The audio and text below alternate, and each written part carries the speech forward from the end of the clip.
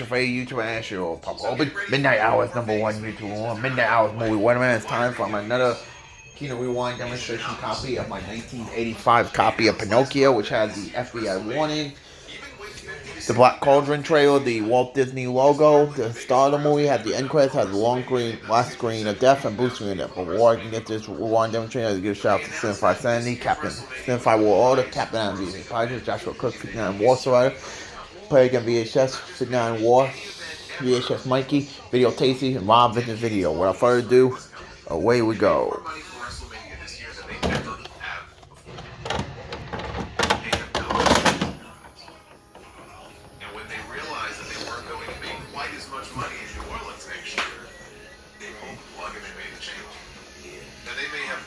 To pay for some of their partners in New Orleans if they have to break contracts with them now. They don't care. That's fine. Because they know they're going to make all that money back and then some next year. Now, me personally, I'm not outraged over it like some people are. I'm disappointed because I was looking forward to going to New Orleans in spring. I mean, they look, beyond the wrestling, they have great food down there too. Shout out to Drago's, best char-grilled oysters I've ever had. I'm not even really a seafood guy. So, like, there's just a lot of things about the city that I like. WrestleMania was always a good excuse to get together with a bunch of friends. And then once I'm there, of course, there's a bunch of other people out there and fans of the show, and it's just a good time. So, yeah, you can go to Vegas, or not Vegas, you can go to New Orleans anytime you want to, but, you know, the WrestleMania experience for me those two times was great. And I was looking forward to that, and you know, now they're not doing it, so I'm disappointed. My issue with it is them announcing it, only to pull back out of nothing but sheer greed.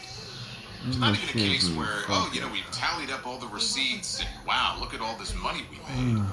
Yeah, we've already announced NOLA, though, but we got to go back to Vegas the year after that. We got to go back to Vegas in 2027. Like, they were so intoxicated by the stench of those dollar bills. They could not even wait that long. They had to go right back.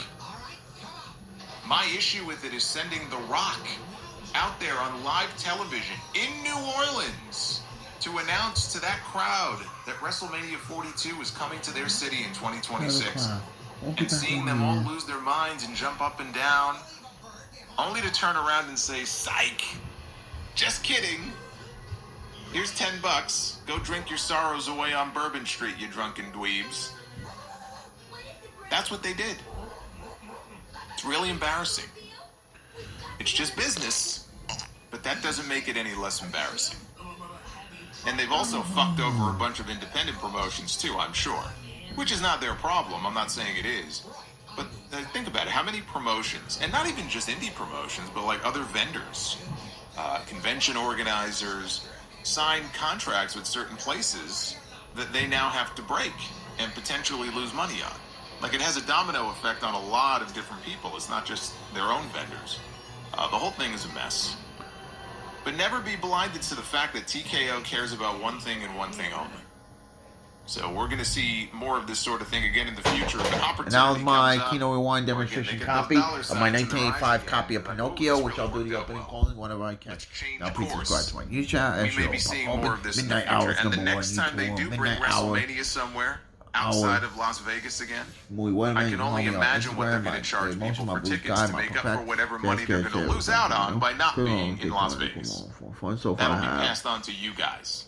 New Orleans really got screwed on this one. 54 subs. Hey, it's Chris Van Vliet, and since you clearly enjoy great wrestling podcasts, I do a podcast. Ready, on Podbean, that'll be up in a couple weeks, all that. In a week or so, all that. Remember, be kind, on kidding. When you wish upon a star, Anthony, out!